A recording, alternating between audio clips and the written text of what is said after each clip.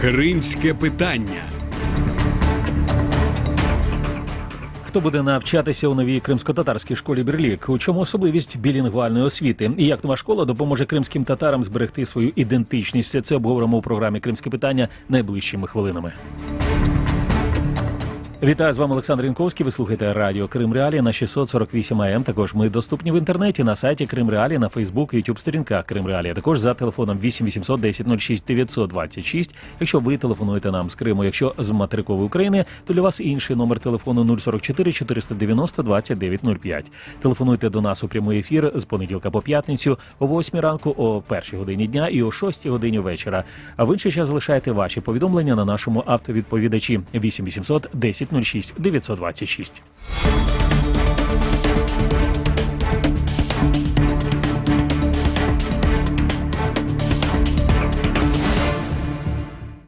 Отже, про що будемо говорити сьогодні у програмі «Кримське питання»? У селі Чайки під Києвом почала працювати нова школа «Бірлік».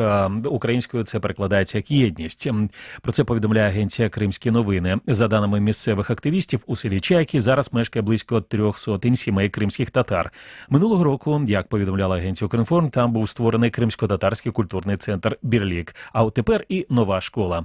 У школі навчатимуться близько 100 дітей. Діти вимушених переселенців кримських татар зможуть вивчати кримсько-татарську мову і літературу. Крім того, будуть впроваджені сучасні методики викладання, серед яких білінгвальна система, українська і англійська мова в якості мов навчання.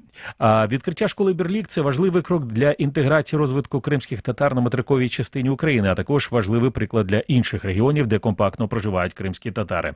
От як прокоментував відкриття цієї школи Айдер Рустемов, муфтій Духовного управління мусульман Автономної Республіки Крим, у коментарі для агентства «Кримські новини».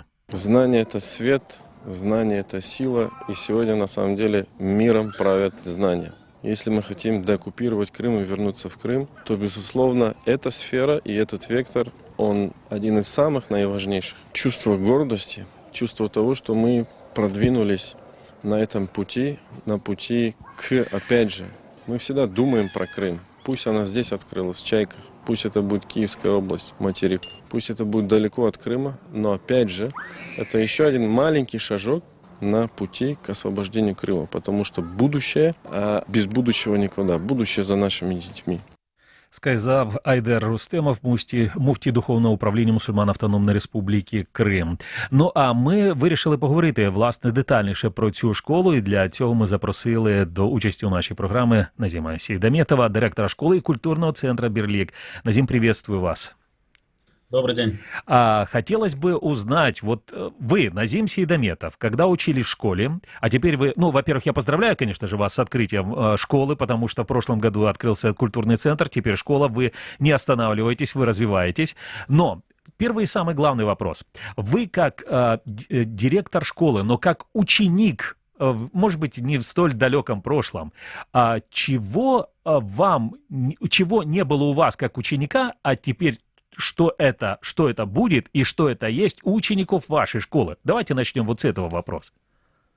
Ну, на самом деле, да, чем больше движется свет в направлении прогресса, конечно, разрыв становится тем больше между поколениями, и сами поколения, они как бы сужаются во времени. То есть то, что раньше было 20 лет поколения, сегодня это 2-3 года, и ты уже за бортом, грубо говоря, прогресса. Поэтому, конечно же, это в первую очередь технологические возможности, интерактивные возможности, возможности визуально объемного характера.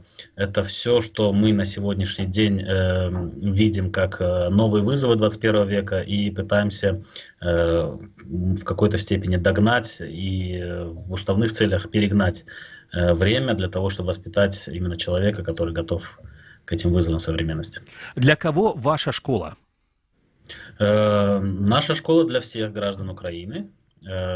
Соответственно, то есть мы не ставили каким-то особым критерием там, национальную или этническую принадлежность или религиозную. Тем не менее, учитывая основные цели культурного центра крымско-татарского направления, то есть «Бірлік», на этой базе была построена и школа, в которой ведутся изучение углубленные языка и обычаев, культуры, религии данного народа, нашего народа, для того, чтобы гармонично сопоставить все нюансы и обучения, и сохранения культурной идентичности наших детей. Мгм. А ваша школа частная. Это означает, что обучение в ней платное или бесплатное? Или разные есть методы присутствия учеников в вашей школе? На сегодняшний день мы полностью сформировались как частная школа, которая абсолютно не берет каких-то дотаций, субсидий или финансирования от государства. Все совершается путем финансирования за счет родителей. Сама школа была построена за счет добровольцев, которые проживают здесь, на территории села Чайки Киевской области. Ну а все дальнейшее обучение, которое будет покрывать расходы, оно будет осуществляться за счет родителей, которые обучают здесь своих детей. Тем не менее, школа является неприбыльным проектом, она не создана для формирования какой-то прибыли, то есть все средства, входящие к нам, заходящие к нам, они будут использоваться именно для целей развития данной школы. А является ли это коммерческой тайной? Насколько дорогое это удовольствие обучения ребенка в частной школе? На сегодняшний день, если сопоставить с рыночными ценами, у нас самое дешевое обучение в частной школе составляет 5000 гривен в месяц. Ну и плюс у нас отдельно идут питание детей. Угу. А скажите, пожалуйста, ваша школа, она как бы не с 1 по 11 класс, пока, по крайней мере, да? То есть вы открыли только несколько классов, с 5 по 8, ну или поправьте меня, да, скажите, как есть на самом деле? Да, с 5 по 8 класс обучаются дети по той простой причине, что основной контингент детей, которые здесь проживают сейчас, это именно эта возрастная категория. Угу. То есть вы ориентировались, ну, в первую очередь на тех детей, которые живут в селе. Ну, я понимаю, что вы говорили, что открыто для всех, но тем не менее ориентировались на тех детей, которые живут в селе.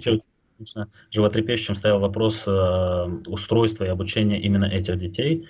Многие из них там либо добирались где-то далеко в Киев, либо вообще не имели возможности устроиться, потому что государственные школы переполнены, есть определенные трудности у родителей, которые там недавно переехали сюда, на эту территорию. И то есть, ну, этот вопрос стоял очень остро. Некоторые дети вплоть до того, что были не в состоянии куда-либо ходить в школу, обучаться и так далее. То есть они были за бортом этого процесса обучения.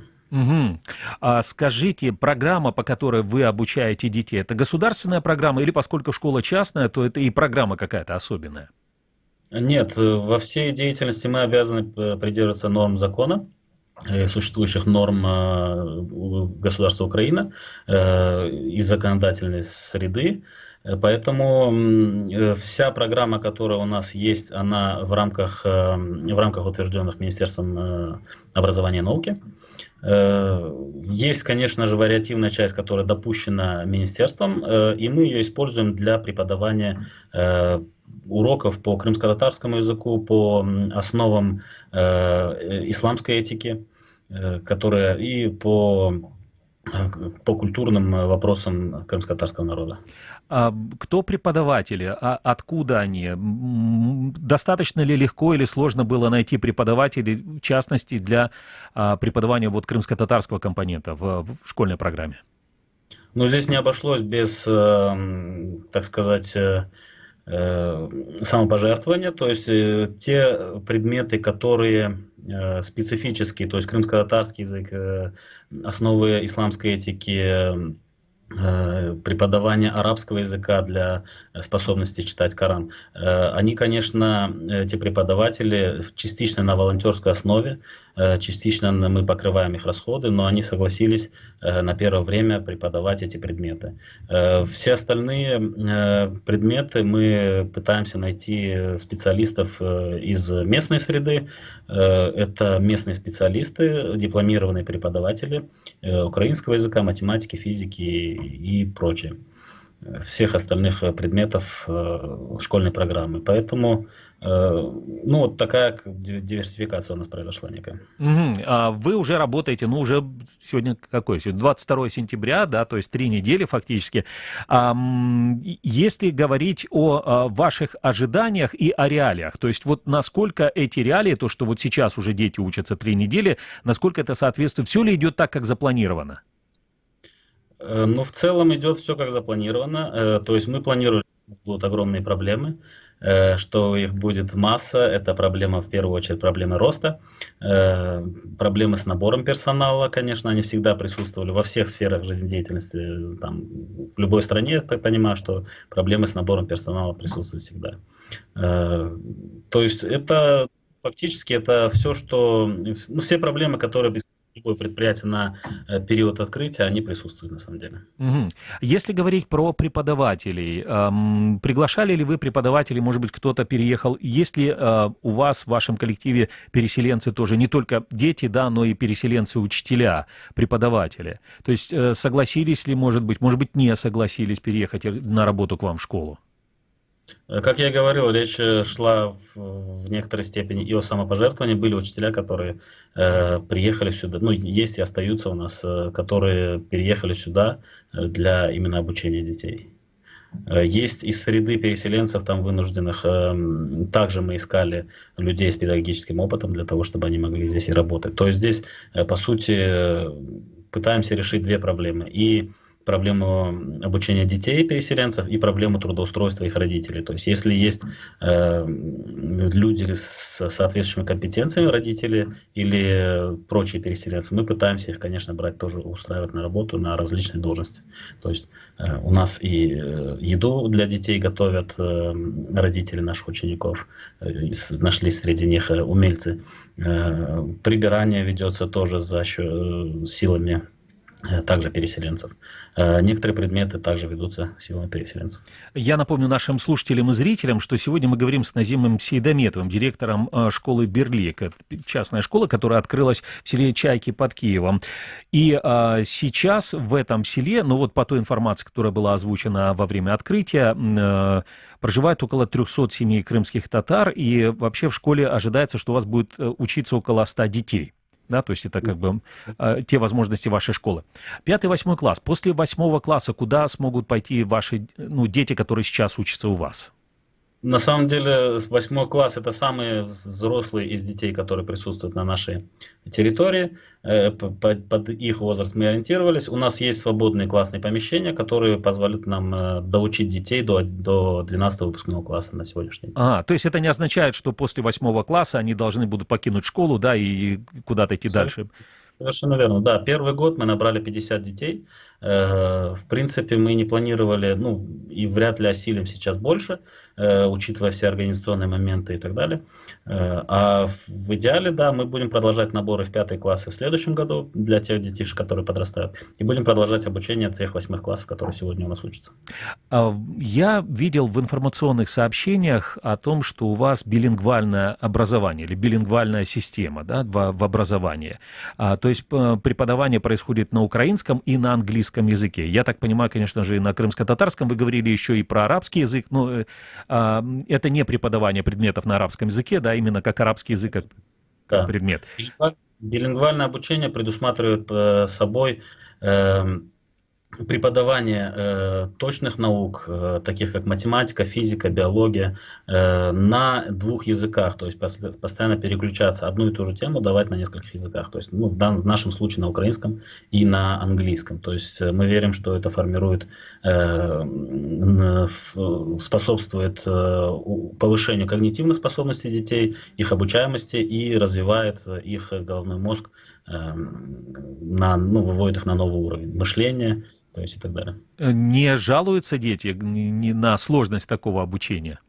На самом деле поступают жалобы, что им приходится тяжело, но я по себе скажу, мы проходили эту школу уже неоднократно, и эффект просто колоссальный, во-первых. Во-вторых, к нему надо привыкнуть, конечно, к этому темпу. Если мы учитываем нагрузку, там, скажем, наших коллег из Японии там, или стран или стран там, Северной Кореи, там, и Индонезии и так далее, то там, конечно, нагрузки гораздо выше.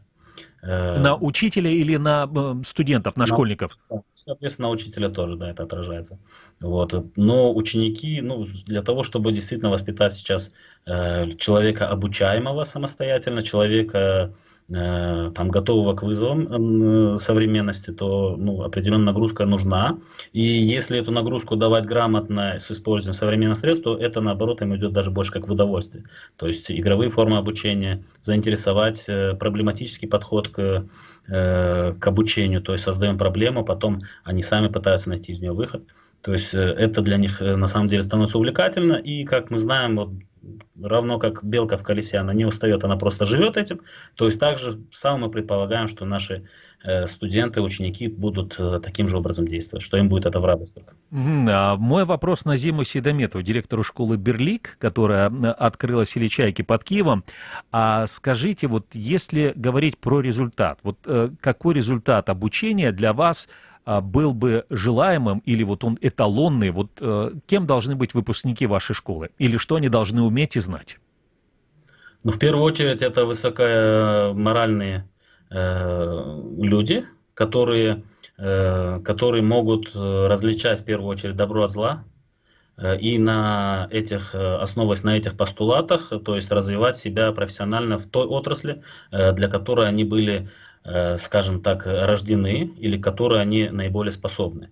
То есть уставными целями предусмотрено проведение профессиональной ориентации, то есть мы будем стараться выявлять максимально таланты наших детей и делать на них акценты, развивать их. Интересно, на самом деле. Кстати, в вашей школе дети только учатся, имеется в виду только классы, посещают занятия, или они находятся у вас целый день? И дальше, после занятий, так обязательная программа, и у них продолжаются занятия какие-то другие? Стараемся максимально нагрузить детей, чтобы у них был гармонично расписан день, таким образом, чтобы и время досуга было, и время физического развития. Для этого сформированы группы продленного дня, на которых их сопровождают тьюторы. Это те люди, которые занимаются их воспитанием и их проверкой школьных заданий и личной дисциплины, гигиенической культуры и всех этих аспектов жизни, которые также немаловажны и на которые, к сожалению, в современных школах не уделяется должного внимания, на мой взгляд. Мы попытались компенсировать все эти моменты, учитывая загруженность родителей и неспособность там некоторых, ну там все живут в большом городе, много работы, мало времени и так далее. То есть для того, чтобы родители были максимально спокойны, мы собираемся, ну уже частично внедрили, но со временем будем внедрять систему «Все включено». То есть так, чтобы ребенок был и сбалансированно накормлен, и в меру воспитан, и тщательно и качественно обучен. Ну, это на самом деле такая идеальная была бы система. Но тогда такой вопрос. А как боретесь или не боретесь с использованием мобильных телефонов? Если боретесь, то насколько успешно? Ну, потому что задаю этот вопрос, потому что современные дети, они очень много времени проводят вот с устройствами самыми разными электронными. Этому вопросу посвящается около 40% времени наших педагогических советов, поэтому это вполне резонный вопрос. Ну, все методы борьбы показали нам неэффективность, кроме одного, то есть это нахождение достойной замены этому занятию, то есть насколько увлекательны будут все остальные уроки, активности детей, их времяпрепровождения, тем меньше у них будет возможности отвлекаться. Конечно же, у нас есть прописанные правила, что мобильные телефоны в начале дня сдаются, и в конце дня они выдаются обратно. Это, несомненно, там, особенно по первые дни вызвало бурю негодований, но сейчас мы стараемся, чтобы они осознанно это делали, то есть без надзора, чтобы они приходили сами этим делали. Ну, мы верим, что основным движущим моментом должна быть все-таки культура заведения, в которой они должны влиться. и после этого они как бы будут это делать на автомате. Ну, на самом деле, действительно интересно, а может ли, допустим, сейчас для современного ребенка, вот вы человек, который работаете с детьми постоянно, а может ли книга, например, или что-то другое, вот из того, ну, простите за слово, старого материального мира, да, оно составить конкуренцию для, ну, тех вызовов, которые мы видим там в мобильных телефонах и в других устройствах?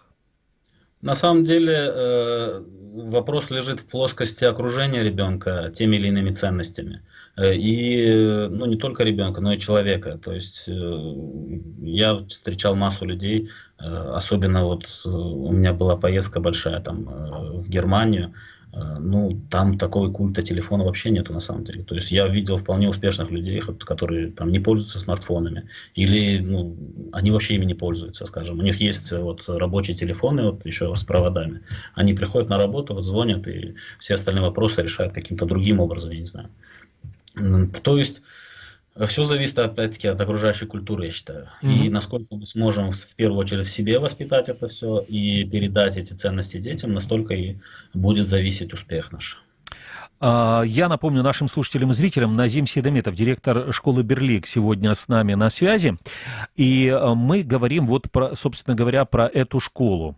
А если говорить про изучение крымско-татарского языка и крымско-татарской истории, и, может быть, еще каких-то других предметов, я не знаю, да, вот что с точки зрения науки и с точки зрения педагогики можно и нужно преподавать детям, которые себя относят, да, чьи родители тоже крымские татары, для того, чтобы сохранялся народ, сохранялась культура, сохранялось самосознание крымских татар. Что это за предметы?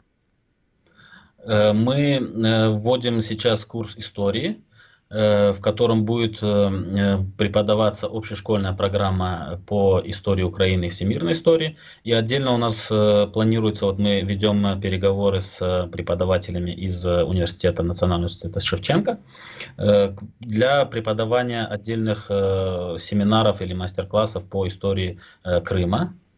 Сейчас ведется, вот, ну, мы пытаемся договориться, к сожалению, очень мало кадров, и у них расписано все. Ну, в Крымском доме, например, оно преподается в виде истории Крыма, крымоведения. И мы пытаемся сделать сейчас на нашей базе такие вот хотя бы 1-2 часа в неделю для того, чтобы у нас были эти уроки. По крымско-татарскому языку у нас полноценная программа, утвержденная на тот момент Министерством образования Крыма. Мы ее перенесли полностью сюда со всеми пособиями. То есть в этом плане у нас сейчас дефицита не имеется. То есть крымско-татарский язык они учат по общешкольной программе, даже немножко с опережением, я считаю. Есть небольшая проблематика в том, что многие переселенцы или те, которые находятся здесь долгое время, они начинают учить свой родной язык как иностранный. Но тем не менее для этого тоже есть программа у нас, которая призвана корректировать все эти моменты. Я не прошу вас давать оценку тому, что происходит на территории Крыма, да, вот сейчас, но тем не менее, если говорить про школьное образование и, в частности, про образование на крымско-татарском языке, и сейчас говорить про материковую Украину, кроме вас, кто еще занимается вот именно изучением крымско-татарского языка в школах? Насколько мне известно, в Новоалексеевке, там, где есть места компактного проживания крымских татар, там есть, если мне не изменяет память, то ли школа, то ли классы именно крымско-татарские с углубленным изучением крымско-татарского языка. Ну и факультативно занимается Крымский дом в Киеве. Это на базе как кружков больше. Вот. Ну а из такой школьной программы это вот наша школа, насколько я знаю, и вот школа в Новоалексеевке. Назим, если позволите такой вопрос, на самом деле он достаточно интересный. Почему ваша школа частная? Может быть, все-таки у вас была там идея о том, чтобы это была государственная школа? Ну, не знаю, вот на стадии идеи. Или изначально вот хотели сделать такую небольшую, компактную, ну, можно сказать, домашнюю, можно, да, такую вот школу? Или обращались все-таки в министерство, например, по поводу открытия школы?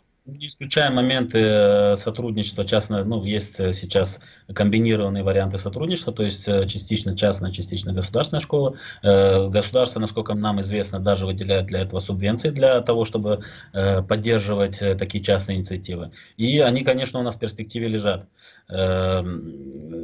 Причины, почему мы до сих пор этого не делали, у нас есть опыт работы и общения с органами государственной службы. Они, конечно, по скорости оставляют желать лучшего. Мы верим, что будет меняться ситуация к лучшему, то есть после всех событий, которые нас постигли там последние 5-6 лет, это иначе и быть не может. То есть мы должны меняться к лучшему, и государство это должно меняться к лучшему. И я глубоко в это верю. Тем не менее, на сегодняшний день ну, у нас строительство, начиная там от культурного центра, заканчивая строительством школы, оно было довольно-таки в интенсивном режиме. Мы за 3 года, то есть от нуля подняли полностью там, да, 4 этажа нашего здания. И ну, все это за счет частных инициатив от местных предпринимателей и добровольцев. То есть сотрудничество в данном, ну, в таком темпе развития, оно ну, не совсем представлялось возможным, поэтому этот момент мы предпочли уже отложить на там, этап более такого осмысленного, планомерной работы с государственными структурами.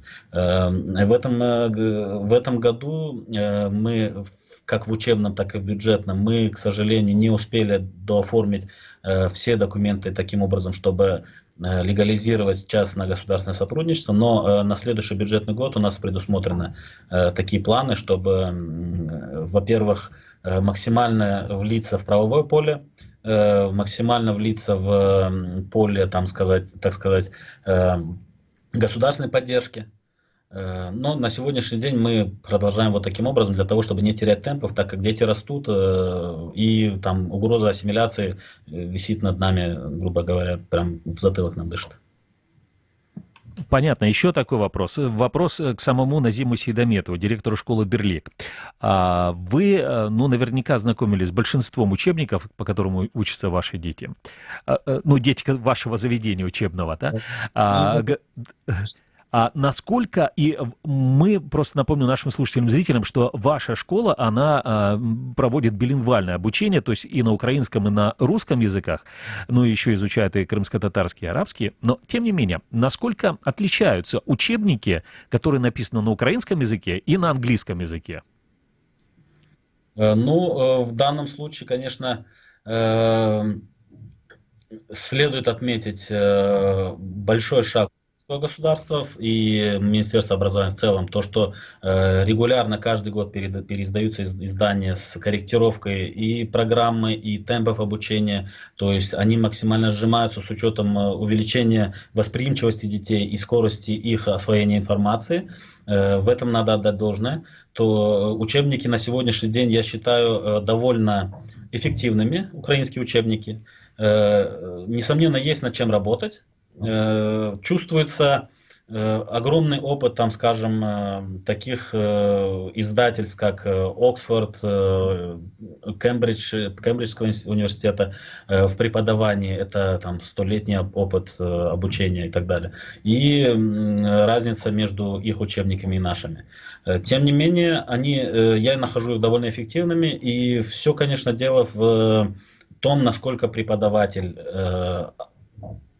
освоил информационные технологии, в том, насколько наши сегодняшние преподаватели используют их в повседневной работе с учениками, потому что ну, визуализация информации на сегодняшний день это ну, краеугольный камень любого преподавательского процесса.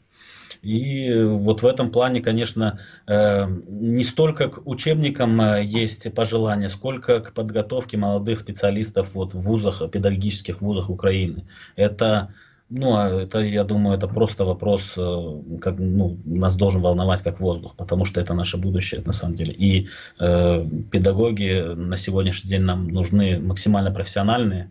Вот. Но, к сожалению, не всегда это получается. Ну, наверное, еще и потому, что этот процесс, он начинается, процесс подготовки педагога начинается вообще-то в школе в самой, да, от того, как он сам учится, и насколько его учат, и насколько его заинтересуют в том или ином предмете. Огромное спасибо вам. Назим Сейдаметов, директор школы «Берлик», был на скайп-связи со студией радио «Крым Реалии». А я напомню, что о чем мы сегодня говорили, в селе Чайки под Киевом начала работать новая школа «Берлик». По-русски это единство, по-украински едность. По данным местных активистов, в селе Чайки сейчас проживает около 300 семей крымских татар.